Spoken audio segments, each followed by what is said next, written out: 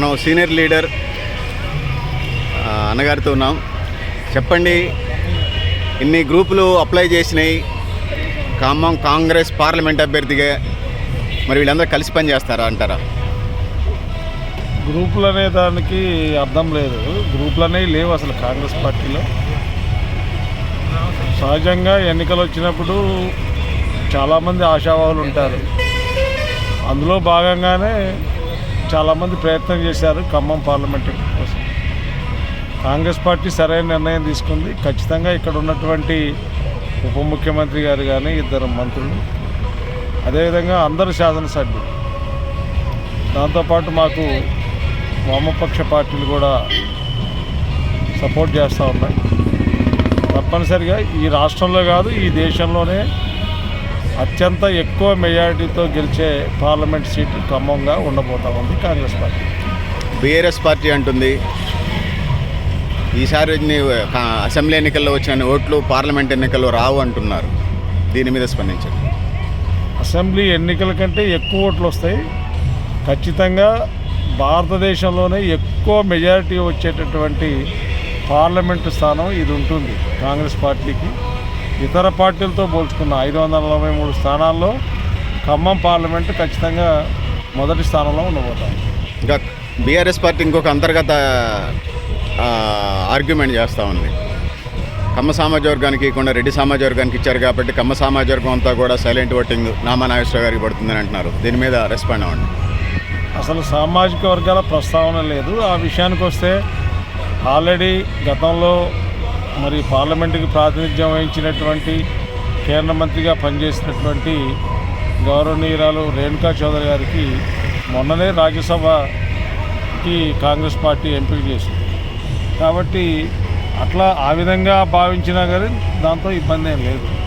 ఖచ్చితంగా కాంగ్రెస్ పార్టీని ఎక్కువ మంది కమ్మ సామాజిక వర్గంలోనే కాంగ్రెస్ పార్టీ అంటే ఎక్కువ అభిమానించే వాళ్ళు ఉన్నారు తెలుగుదేశం పార్టీ ఈ రాష్ట్రంలో వెనుకబడిన తర్వాత. కాబట్టి మా విజయం మీద ఎటువంటి డోకా లేదు కాంగ్రెస్ పార్టీ విజయం. సార్, మీరు చాలా సీనియర్ లీడరు. మొత్తం 17 పార్లమెంట్ సీట్లలో లోక్సభ స్థానాల్లో కాంగ్రెస్ ఎన్నికలవబోతుంది అనుకుంటున్నారు. ఖచ్చితంగా 2 అంకెల స్థానాలు మాత్రం సాధిస్తాం. 10 పైన కాంగ్రెస్ పార్టీ రాష్ట్రంలో గెలవ. అంటే 10 స్థానాలు దాటితే కాంగ్రెస్ సుస్థిర ప్రభుత్వాన్ని రాష్ట్ర ప్రజలు కోరుకుంటుందని భావిస్తున్నారా? ఎన్ని స్థానాలు వచ్చినా సుస్థిర ప్రభుత్వమే ఉంటుంది, అందులో అనుమానం లేదు. 5 సంవత్సరాలు ఈ రాష్ట్రాన్ని పరిపాలించమని చెప్పేసి కాంగ్రెస్ పార్టీకి ప్రజలు అధికారం ఇచ్చారు. 5 సంవత్సరాలు ఖచ్చితంగా కాంగ్రెస్ పార్టీ అధికారంలో ఉంటుంది. మేము ఇక్కడ ఎక్కువ స్థానాలు ఎందుకంటే ఖచ్చితంగా రేపు కేంద్రంలో కూడా మరి ఇండియా కూటమి ఏదైతే ఉందో అది అధికారంలో రావడం కోసం ఎక్కువ స్థానాల కోసం ప్రయత్నం చేస్తూ ఉన్నాం. ప్రజలు కూడా ఇప్పటికే పార్టీ అసెంబ్లీ ఎన్నికల్లో ఇచ్చినటువంటి 6 గ్యారంటీల్లో 5 గ్యారంటీలను ఇప్పటికే అమలు చేస్తూ ఉన్నాం.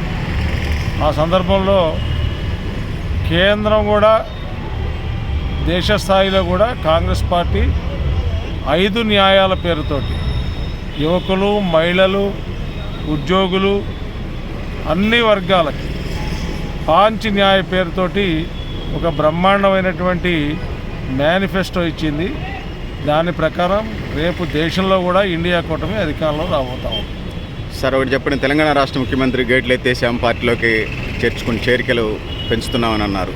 ఉమ్మడి ఖమ్మం జిల్లాలో గేట్లు ఎత్తేసినట్టేనా? సహజంగా పార్టీని బలపరచడం కోసం గేట్లు ఎత్తేసామంటే ఎవరు పడితే వాళ్ళు వస్తే కాదు.